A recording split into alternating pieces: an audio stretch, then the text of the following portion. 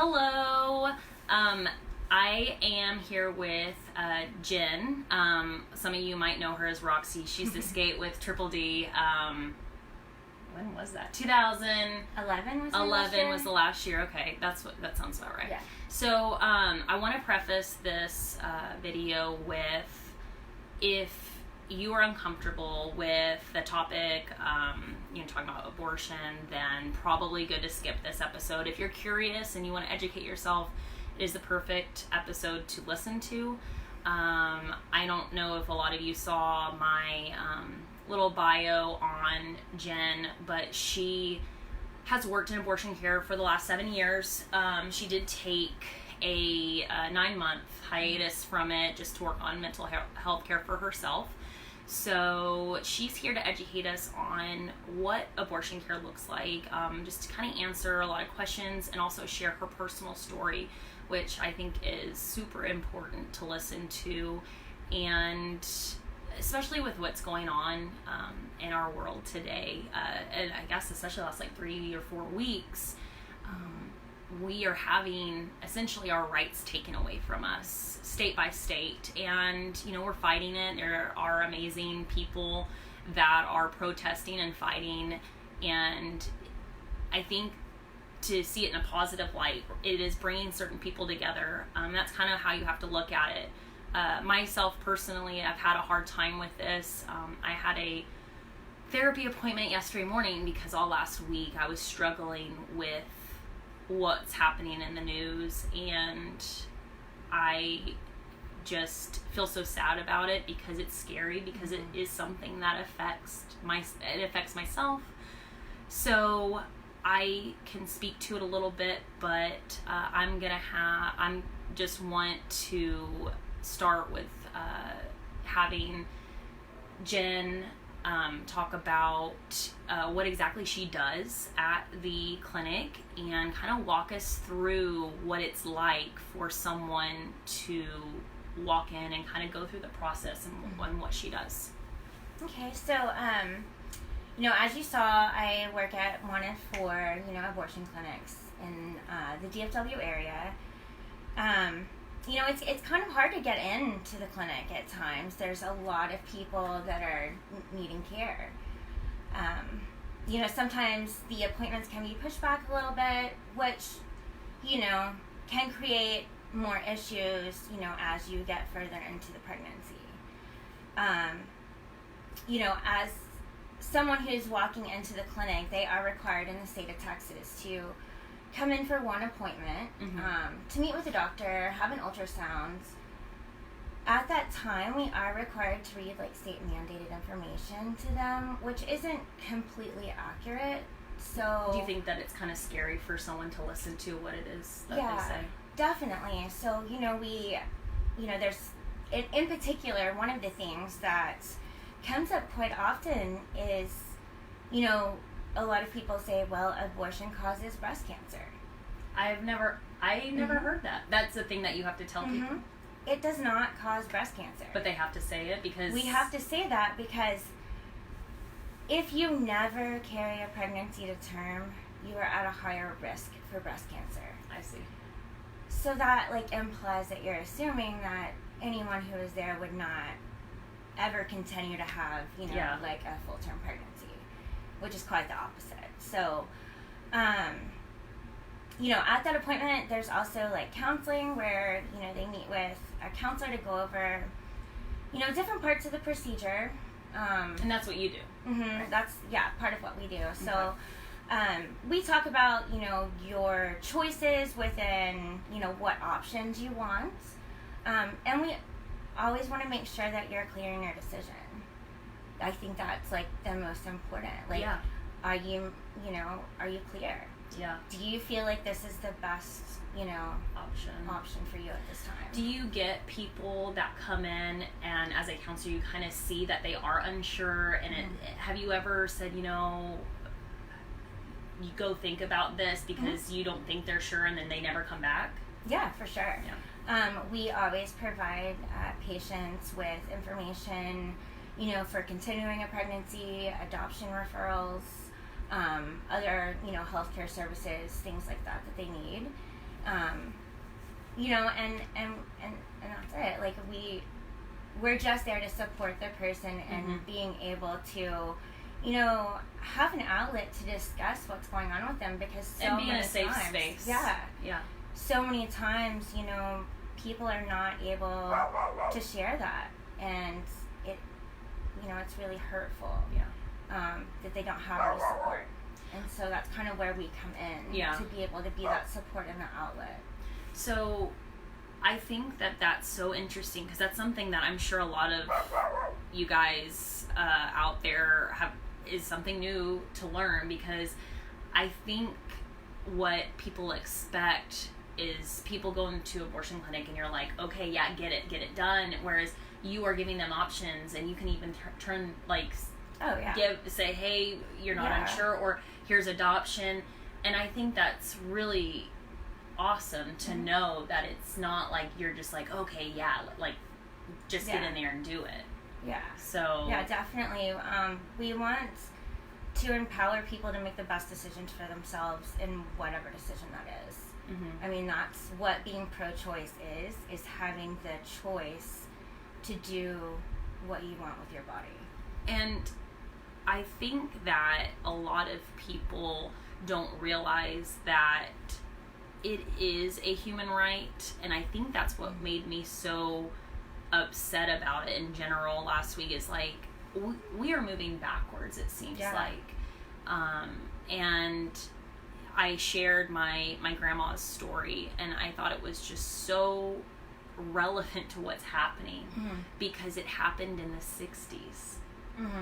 And she had to, you know, go through this back door, and it was very secretive, and it cost probably a good amount of money. And thankfully there was this doctor that understood, like, I have to do this. But the reason why is because there was a girl that ended up dying that he turned down. And it's so emotional to think about, because we're gonna start seeing that a lot more. And you know, it's not something that makes me feel any better.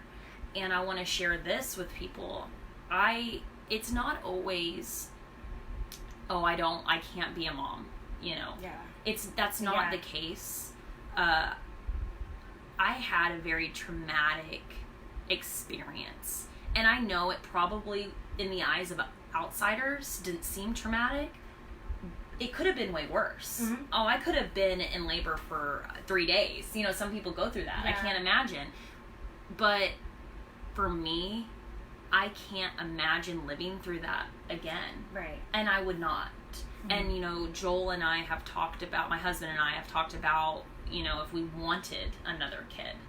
I mean, we don't right now, but if we did, we would adopt.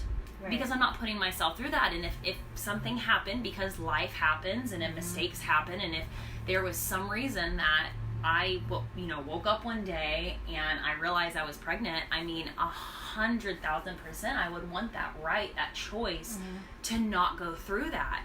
And I think a lot of people out there say, yeah, well, they can put them up for adoption. So I want you to speak to that and kind of educate people on why that's not always the case or an answer.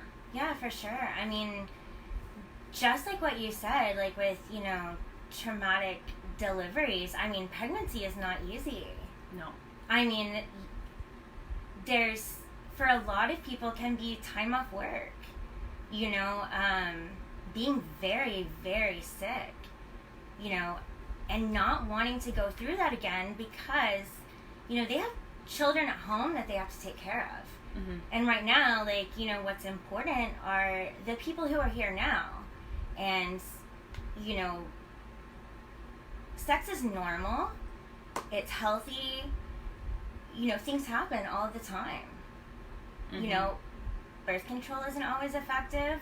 A lot of people don't even have access to it, or can't afford it, or it doesn't work well for them, or it causes a lot of issues. And I think that's a great point, because when it was getting towards the end of my pregnancy, you know, I started thinking, man, I don't want to go back on birth control. Right. It was so hard. I tried the IUD. I had to try so many different pills because my body, I mean, to be super just open, there was a time where I was bleeding for like 8 weeks and I was on birth control, but it was because it was causing that. And I don't think people understand, like, that's not fun. I mean, no, it's not, it's awful, and all the hormones, and just, it's like you are not yourself and is uncomfortable. So I, looked at Joel and I said, I don't want to be on birth control. Right. I don't want another kid. I'm not doing this again. So I think that the best option is for you to do this. You go get taken care of and like get fixed because it is most of the times like insurance covers it. Yeah. What do you know? I mean, yeah, which is a whole other thing and irritating. It's very short procedure. You don't have to be on it for, you don't have to take a pill. Right. It is reversible. And it's so much easier. And when it's like he didn't really even have to think about it. He was like, you're right. Like, I don't want you to have to go through this. It's so hard for people to be on birth control. Yeah. It does things to your body. It makes you gain weight. It causes so many problems. For some people. For some people. Yeah. Yes, because I know people that are just like, yeah, I love my IUD. I love this, and that's awesome. But everybody's different. Yes, definitely. And so it was just, I was thinking to myself, why isn't this the norm? Men, if you don't want, it's also hard because it kind of does seem like a permanent thing. But I just respect him for, it's like allowing me to not, but it is hard because you have to agree and you have to have someone that's supportive. But it's like, it's a thing. I mean, birth control is hard. And, I've heard some of my friends over the years say, well, I don't agree with abortion because some people use it as a form of birth control. And? I mean, and so that is tough. I mean, but it's life. The other thing is that you may not know what that person's going through. You may not know their situation. They may not be able to afford or have birth control due to a partner that doesn't allow them to have birth control. Yes. I mean, for example, people that don't believe in birth control, or people that aren't, maybe you have a disorder where you can't have, I mean, there could be a lot of reasons, and there's like social reasons too, of that as well, just like cultural, like, experiences of why, and, not everyone believes the same things, and that's okay. We have the right and the freedom to believe what we want to believe. Right. And so, just because, like, for one person, that's what keeps them, like, not pregnant and being able to continue and move forward, then so be it. It's their life. They have the right to choose what they want to do with their body. And I know that you mentioned that you are also a doula. So can you go into detail what exactly, for some people, like ODB? Oh, yeah, sure. I love the ODB. Okay, so I'm not like a full spectrum doula, which would be, someone who encompasses like births, as well as abortions and things like that, and supports people through delivery. Well, I'm an abortion doula. I help people or support people through the process of their abortion. So it's kind of the opposite. Yeah. In a sense. Yeah. So, we do relaxation techniques, guided meditation, whatever that person needs to feel comforted and supported, that's what we do, to be able to talk them through, a really scary and, sad process. it's not an easy decision for anyone to have to make, and I don't think that anyone is like, yes, today I'm gonna have an abortion. Yeah. Like, no, it's not something that you plan out in life. Like, it's shit happens. Yeah, and when it does, it can really have like a lot of consequences, for that person, like mentally and physically. So yeah. And ultimately, you have to take care of yourself. I mean, really.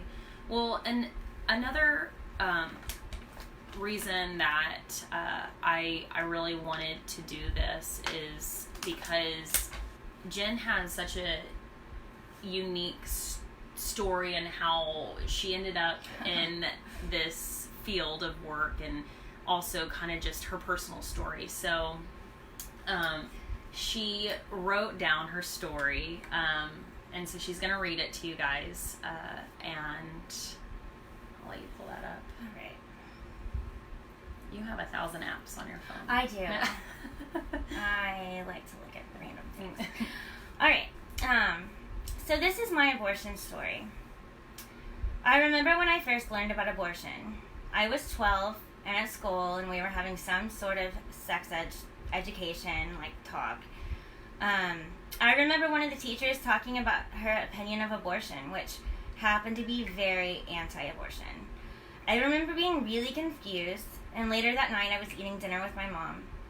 We were sitting in a booth at an old barbecue restaurant. Sorry. I remember saying, in girls' chapel we were told that some women kill their babies. Why would they do that? The look on my mom's face was absolutely priceless. She very passionately began to explain what it means to be pro-choice. She explained that being a mom is scary. Deliveries can be traumatic. Postpartum with a screaming baby is extremely difficult. She further explained that some women choose not to be a mother, and up until 29, she was unsure that she wanted to be a parent herself. My mom laid out the other reasons why people get abortions, like rape or issues with the pregnancy, health of the woman. Mom also talked to me about Roe v. Wade and what it was like in the 60s before abortion was legal.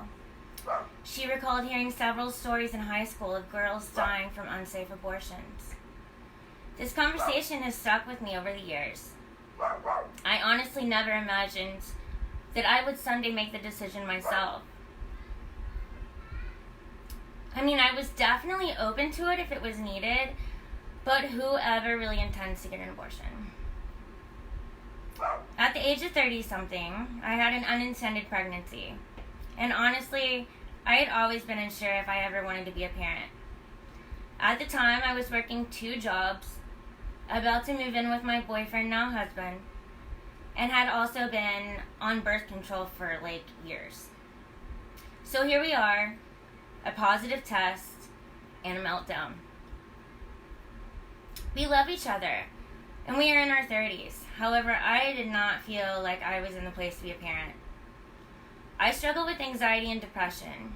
I was on medication that I seriously needed. We were about to move in together, and I was just not where I wanted to be in life with my career. Plus, part of my mental illness is telling myself, you can barely take care of yourself. How could you possibly take care of someone else?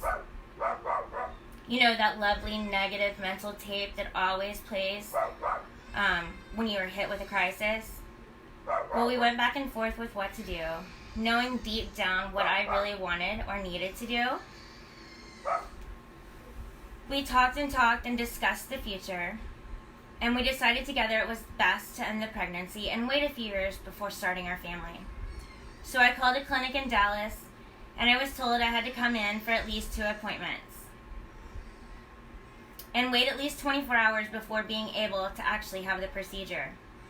Oh, wait, and actually they're completely full, and I have to wait another week to even be seen for the first appointment and ultrasound. Well, the sickness set in very early, which was not easy to hide. We didn't tell anyone.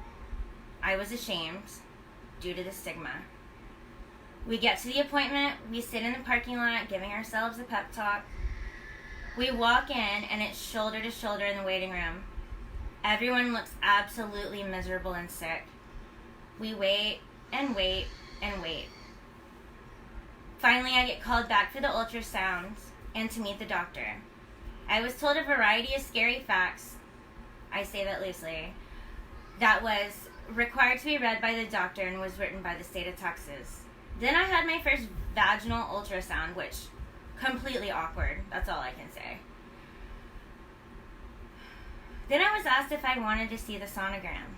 Sure, why not? I look at the screen and all I see is a teeny tiny speck, like the size of a grain of rice. He said I was around 7 weeks. I remember thinking, that little thing is what is making me feel so awful. Then I remember signing some papers, was given some information on the medication abortion, which can be done at home. It's kind of like a miscarriage. Or the 3 to 5 minute procedure that's done in the office. Well, I don't really like the idea of being exposed alone in a clinic having the procedure, so I opted for the medication abortion. I had to wait another week before I could get back in for the appointment to take the medication. Then had to wait another 24 to 48 hours to take the medication that allows the pregnancy to pass at home. That week was brutal. I felt so bad. Here I am in my 30s, still trying to figure out life. My relationship, my mental health was a complete mess. I had a terrible job that was going nowhere, and I was definitely not in a place to be responsible for another thing. It literally took half of my paycheck to pay for the abortion as my insurance did not cover it. And because I have insurance, I didn't qualify for financial assistance. What a gut check. Then the shame cycle. Not about the actual abortion, but that certain things just need to be reevaluated. We make it back, wait another few hours for the doctor to give me the pill, and then they give me a bag with instructions and some nausea medication, pain medication, and a follow-up appointment in 2 weeks. So seriously, now I've taken off at least 3 days from work. I'm going to have to take off another couple to do the process at home. So, there were no side effects from the first pill. I read all the instructions 10 times, had everything planned out. I took everything at the right time and proceeded with the medication that allows the pregnancy to pass. It wasn't fun. It took a few hours, but I got through it. And I had the support of my partner while in the privacy of my own home. I still continue to beat myself up over the fact that I was not where I wanted to be. So my partner and I talked, and we started to make future goals and plans. Honestly, having this abortion gave me an opportunity to choose when or if I wanted to be a parent. I felt so relieved once it was over. Having an unintended pregnancy put me in a really dark place. Having the choice to terminate a pregnancy at that time brought a variety of feelings after. Mainly relief, but also kind of like a kick in the butt to get my shit together. About a month later, on the job hunt, I see a post on Indeed for an options counselor at an abortion clinic. I thought to myself, oh my god, I've got to do this. I must apply. I get the call for the interview and I walk in, and the clinic is so nice and so busy. Well, needless to say, I got the job, and I've been there about 7 years, minus a recent 9-month hiatus to attend to my mental health. It is my passion. I walk people through the process, from ultrasounds to relaxation and support during the procedures. The opportunity to be supportive, compassionate, and respectful on what could possibly be someone's worst day is what I'm passionate about. Empowering people to make the best decisions for themselves at that time. This is a decision no one wants to make, however things happen. Like I said, sex is normal, it's healthy. Birth control options aren't always a thing. We should all have the choice to decide when and if we want to parent. Like I said, it's hard. I now have a 4-year-old who's probably being crazy in the living room, alone with your child. I'm just kidding. But I feel so fortunate to be able to provide the important things that I couldn't have done before. A lot of people that I see are mothers, and having another is just not doable, and being there for the children that are here now is what's best. 1 in 4 women have had an abortion. The issue is that we don't talk about it enough. Did you know that most women don't even know that they're pregnant by 6 weeks? That's only 2 weeks after a missed period. For people who have irregular periods, or just different things like busy, stress, like may not be able to get there in time. Yeah. And for some people, like depending on their situation, it's necessary. It's a needed right, like you said. Yeah, no, I think that shows a lot of people how tough it is, and when people make that decision, you go through so much. Oh, yeah. And I want to thank you for being so brave and sharing that. I know that this was something you were anxious about, so... Always anxious. I think that you have probably helped people understand and help people that might be going through the same thing. So, as I always say, if you have any questions... I know that Jen is super open, so feel free to message her. And I'd like to post that story within the comments of this video for people to read. And I want to thank you guys for listening. And I don't want this to end on such, this kind of note. So what I want to do is, I always do this with Joel and some of my friends. So I wanted to just talk about something over the weekend that's happened that has been your favorite thing. It could be the smallest thing. It could be a moment. Like, what was your favorite thing that happened this weekend? Well, actually, probably this, because I worked yesterday, so today is my weekend, so woohoo! Oh, okay. This is my most exciting thing. Good. But, I don't know. I have no... I'm like, what am I doing today? I have no clue. Yeah. So I'm super excited. Like, thank you for doing this, and bringing awareness. And if anyone wants to look at more actual facts on abortion, there is there's 2 really good websites. The National Abortion Federation, which is prochoice.org, and the Guttmacher Institute. It's Guttmacher. We'll post them in the comments. Yeah, they're really great for wanting to understand the laws in your area, where different clinics are if you're in the need, facts and resources, counseling materials. There's a lot. There's a lot of resources. And those are very reputable sites. Okay, awesome. So we'll post those. We'll post the story, and. Just want to thank you guys again for watching. I have another episode happening later this week on Thursday, so stay tuned for details on that. Otherwise, you'll have a great rest of your weekend. Happy Pride Month, and see y'all later. Bye.